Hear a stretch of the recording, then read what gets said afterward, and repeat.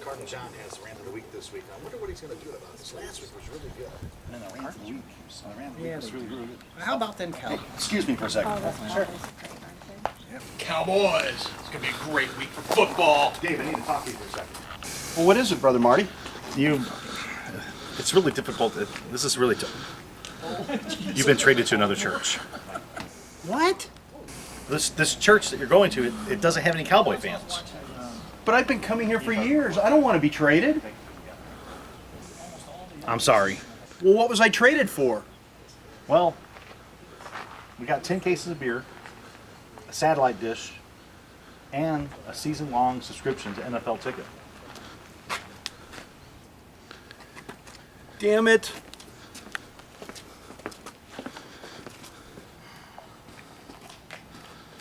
Is he gone? He's gone. He's gone. What did you tell him? I told him we traded him for 10 cases of beer, a dish, and a season-long pass for NFL Direct.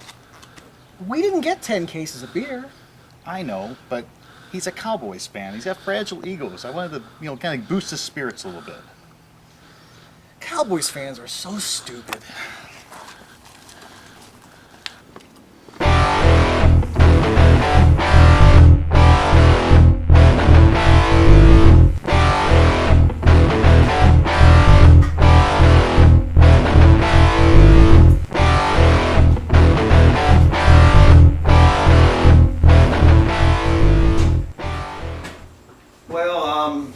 I guess, welcome to the Church of Football, Week 6.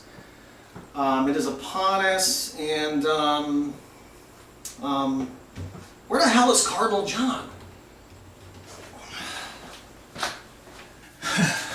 Yeah. They won't find me in here. No, Chiefs. Goddamn apocalypse. No, they.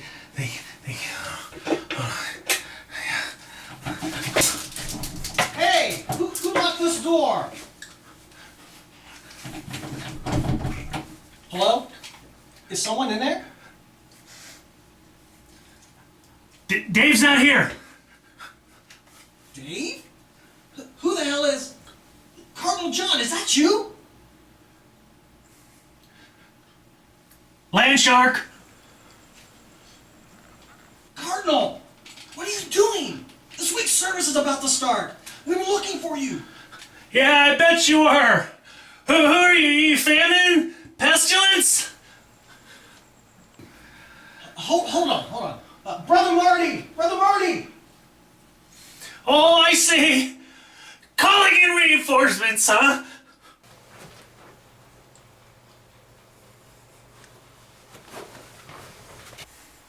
Cardinal John, now listen to me. Ha! No, listen. The Chiefs lost. All is right in the world again. There was no apocalypse. How am I supposed to know that's true? Well, I'm still here. Reverend Lloyd is still here. Our congregation is here for another service. It's over. The nightmare is over.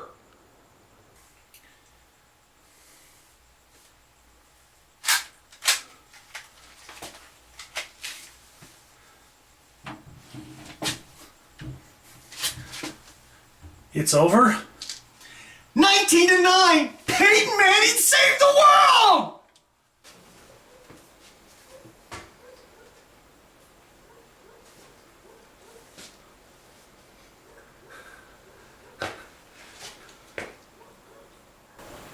Chiefs. Fucking Cardinal.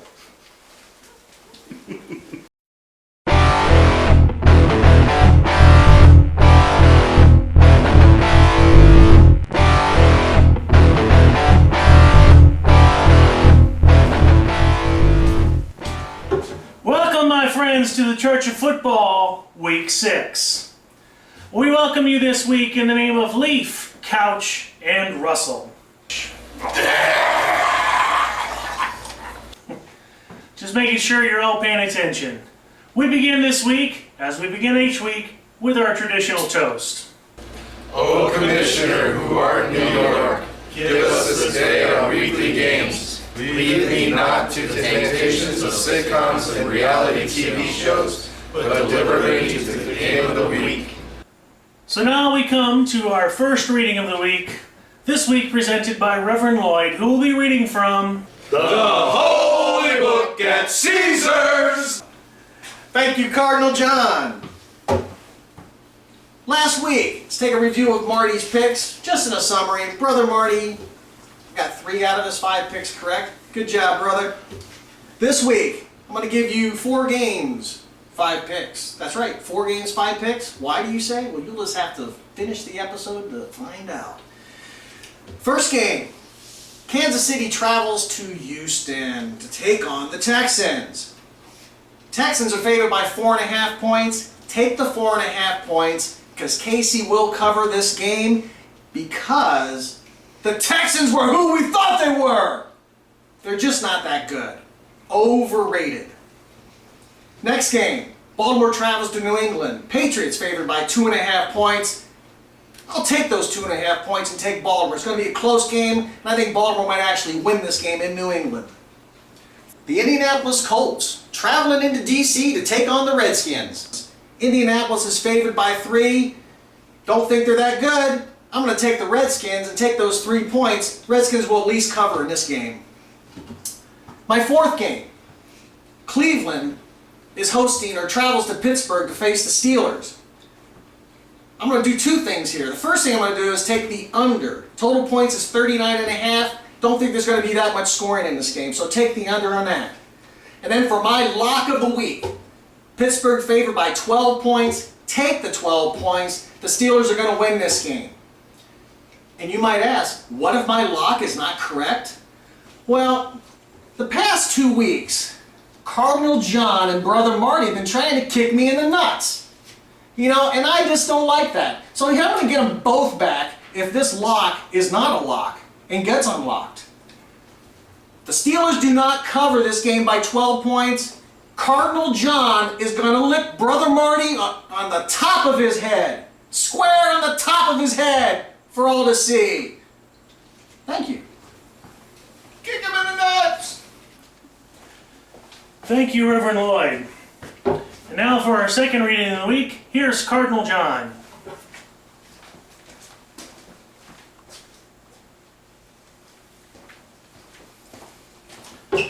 Thank you, Cardinal John. Here are this week's picks for the studs to duds and duds to studs. Reverend Lloyd, in his infinite wisdom, is going to take as his dud to stud Mr. Joe Flacco. He's going to get about 270 yards and a couple touchdowns for you this year, this week, this month, sometime. He's also going to take as his stud to dud Brandon Jacobs, who's only going to get about 50 yards and he's not going to score at all. Brother Marty, he is going to take as a stud to dud Percy Harvin. No way he can repeat what he did last week.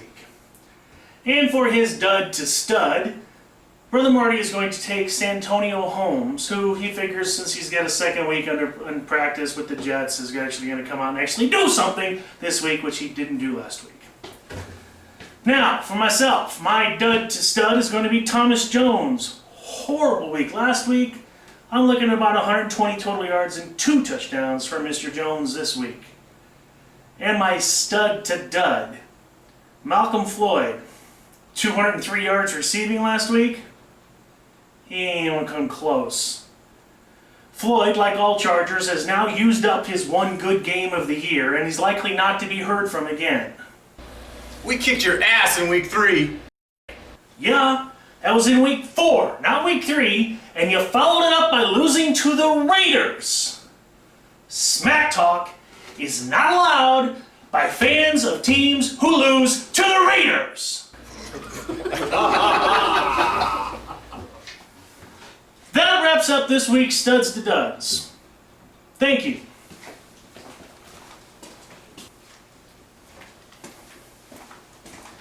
Thank you again, Cardinal John. Well, we've come to that point in the proceedings now where we've reached the rant of the week. This week, the rant is going to be presented by Brother Marty. Marty. Thank you, Cardinal John. Just when we had enough of old Brett Favre, here come the allegations that he thinks the Tiger Woods model of marriage is the road to happiness. As of this week's service, it looks like Brett has sent some text back in 2008 to a fellow New York Jets employee, one of hot babe status. The texts were a little lewd, including perhaps some pictures of Brett's heat-seeking missile. Now this is nothing more than a sign of the I am a god status held by the USA's de facto royal family, our pro athletes and celebrities. Like Tiger Woods, it seems Brett figured that, hey, I can have my wife at home and I can have some action on the side. Now don't get me wrong, there's a lot of average Joe guys out there that do the same very thing, but they probably don't get caught because guess what? They're not celebrities. They're not constantly under scrutiny of our American press and people looking to make money by selling these texts and pictures of heat-seeking missiles to anyone that's willing to pay the highest price for them. Dumbass celebrities out there, do you really think you can do this and not get caught? As an example, perhaps the all-time famous case, Monica Lewinsky. She kept the presidential protein plastered dress as evidence and presented it to the press, just for everyone to check out, hey, what Bill Clinton did. If the president can get caught, you can get caught too. Are you stupid? No, Brett, you're not stupid. You're not. You are a victim of your own grandeur. You're one of two people at any time on the field. You're either the guy that's going to throw the game-winning touchdown, or, like last Monday night, the game-ending interception. I'm Rick James, bitch. Nah, move over, Rick. I'm Brett Favre, bitch. Thank you. Thank you, Brother Marty. Well, folks, we've come to the end of another service here at the Church of Football. As always, I implore you to go out this week and root on your teams and agonize over their defeats. But come back again next week in either case. We'll see you then.